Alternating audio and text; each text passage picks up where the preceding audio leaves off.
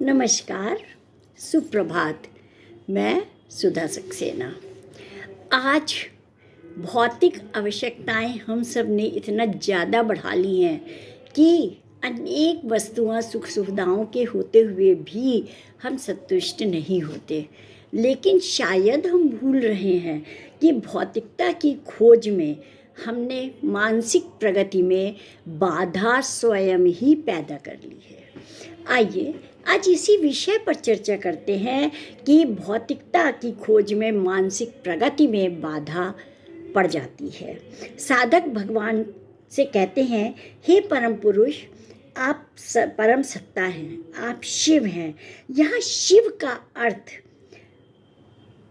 है सर्वोच्च सत्ता, और जो सब कुछ देख और सब कुछ सुन रहा है। कोई भी गुप्त रूप से कुछ भी सोच नहीं सकता है और बिना उसके ज्ञान के कुछ किया भी नहीं जा सकता है।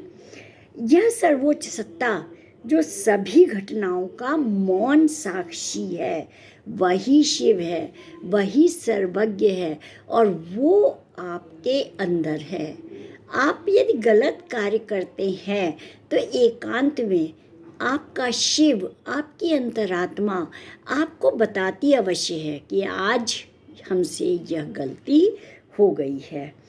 जो हमेशा सभी के बारे में कल्याणकारी सोचता है, उसकी भूमिका केवल साक्षी की नहीं, कल्याण के अवतार की भी है। यदि उन्होंने परम कल्याणकारी पिता का कार्य न किया होता तो सूक्ष्म जगत एक पल भी जीवित नहीं रह सकता था, और यदि सूक्ष्म जगत जीवित ना रहता तो ये भौतिक जगत भी जीवित नहीं रहता। और इसीलिए मानसिक प्रगति अत्यंत आवश्यक होती है। उनमें सभी गतियों का समापन होता है और उसमें परोपकार की सर्वोच्च क्षमता होती है। यही कारण है कि वे इस ब्रह्मांड में शिव पूर्ण कल्याण के अवतार हैं। मनुष्य जो भी चाहता है वह प्राप्त करता है, वह उस सत्ता की अभिव्यक्ति है। फिर भी यह मानव मन की समझ से परे है। ऐसे व्यक्ति के सामने केवल दंडवत प्रणाम करना चाहिए जब मनुष्य अपना सब कुछ उन्हें समर्पित कर देता है।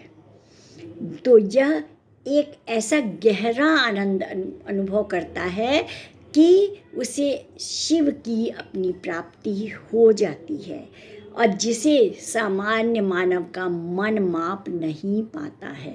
अर्थात कि जो व्यक्ति दया भाव रखता है और दूसरों के हित के लिए समर्पित है, वह समझिए पूर्ण रूपेण उसने शिव की प्राप्ति कर ली है।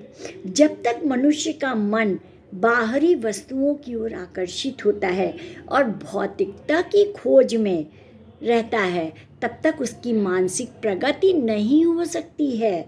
जब तक उसका हृदय बेचैन रहे और कहे कि मुझे भूख लगी है, यह अतृप्त भूख सांसारिक किसी भी वस्तु से शांत नहीं हो सकती है। तो फिर उपाय क्या है? केवल सर्वोच्च शांत इकाई जिसमें इस ब्रह्मांड की सभी वस्तुएं आश्रय लेती हैं और अपनी वीरता में अपने सभी अव्यक्त क्षमताओं को निमंत्रित करती हैं और उसको नियंत्रित भी करती हैं, तभी वह शिव की शक्ति को पहचान पाती हैं। तो आज इतना ही। आपको यदि मेरी चर्चा अच्छी लगती हो, मेरे चैनल को कृपया आगे बढ़ाएं। नमस्कार, धन्यवाद।